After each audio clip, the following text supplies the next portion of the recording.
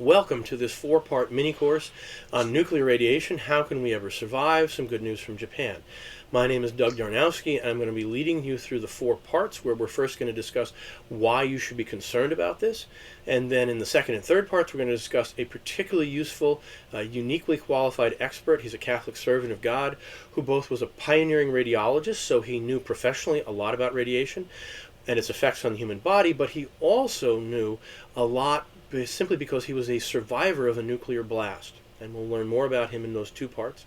And then in the 4th part, we'll take information from that scientist and also from other sources and talk about what can you do to protect yourself from nuclear radiation. What are some different things that you can control in order to try to save your life in case of some sort of a problem.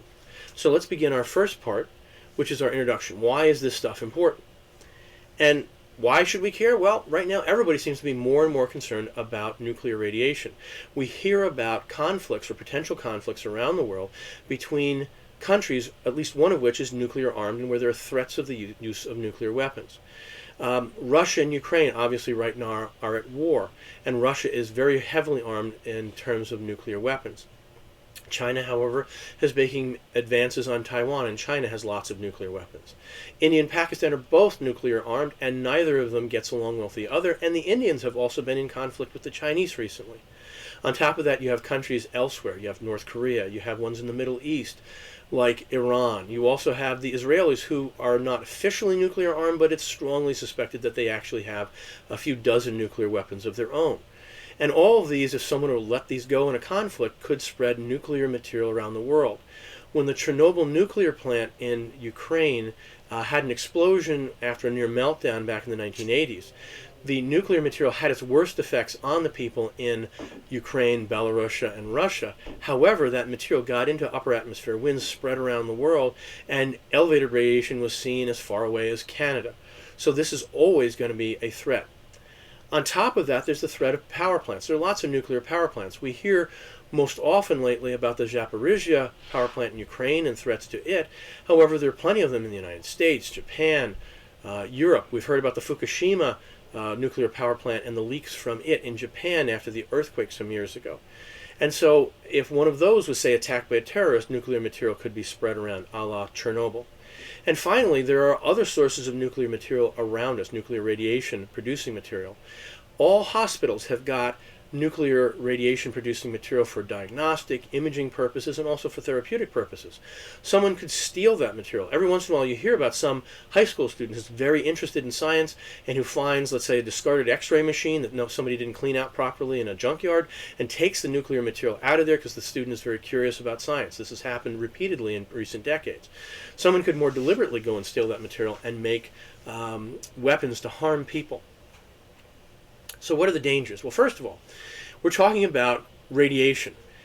Electromagnetic radiation, or just radiation in general, is simply energy traveling from one place to another in the form of either waves or energetic particles. And some of it we don't worry about. Right now, there's light traveling as you watch this video from your screen to your eyes. And we don't usually worry about that kind of radiation. But for nuclear radiation, there are 3 principal types that we are concerned about: alpha, beta, and gamma. Alpha and beta are both particles. Gamma comes in the form of waves.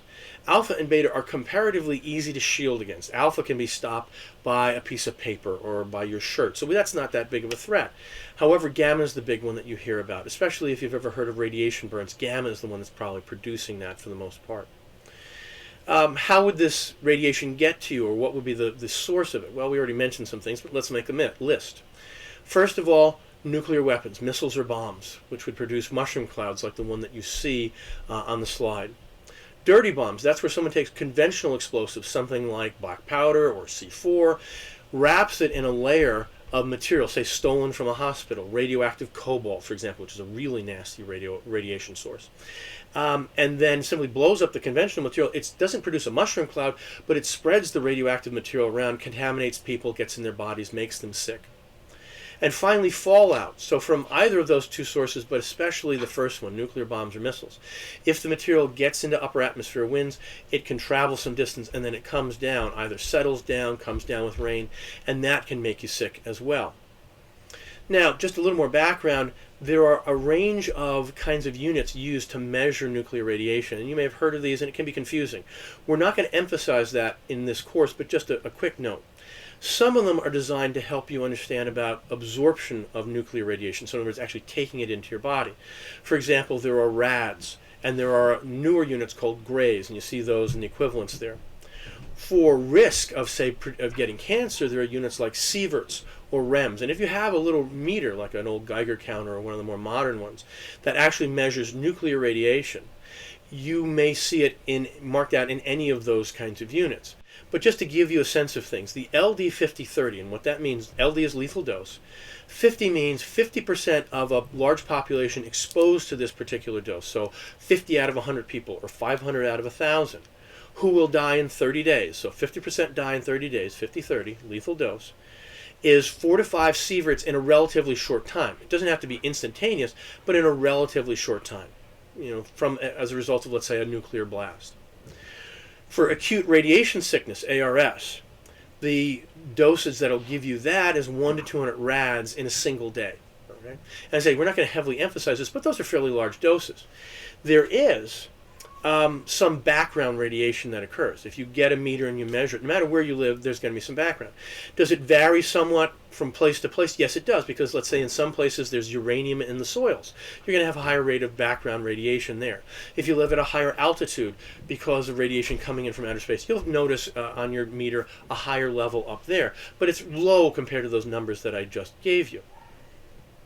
A couple of other things you want to consider.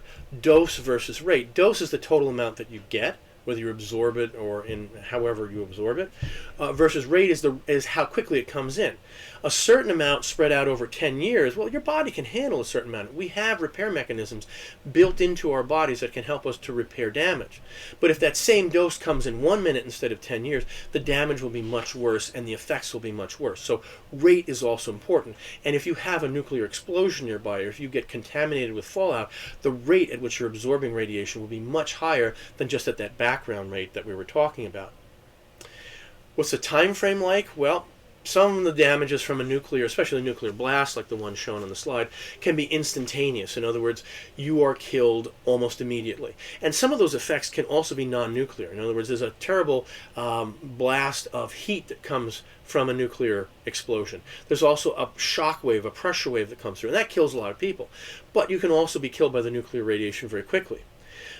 Also, radiation burns will appear very quickly. They appear almost instantaneously in some cases, especially if someone is near the center of the blast and has no shielding. More about that as we get into our scientist. Radiation sickness can follow up. It's basically damage to your body's organs. They start to fail. They don't work as well. They may completely fail. You get very sick. You swell up. Some people can survive, depending on how bad the sickness is. Some people die of it.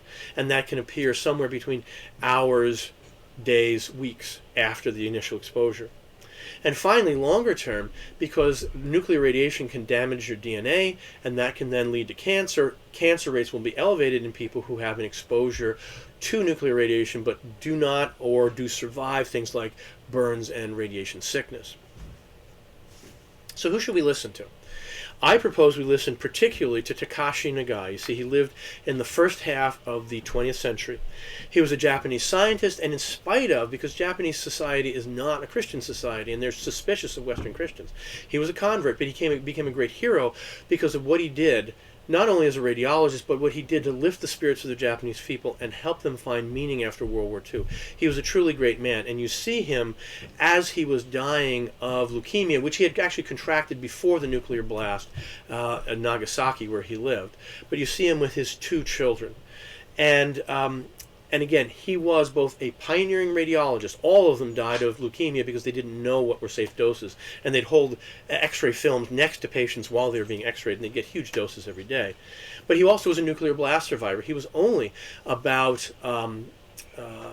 500 yards or 500 meters, so less than a third of a mile, half a kilometer, from the epicenter of the blast in Nagasaki, and yet he survived, and he's able to tell us an awful lot. So unique qualifications, and so we can take unique information from his experience and the things that he said and he wrote.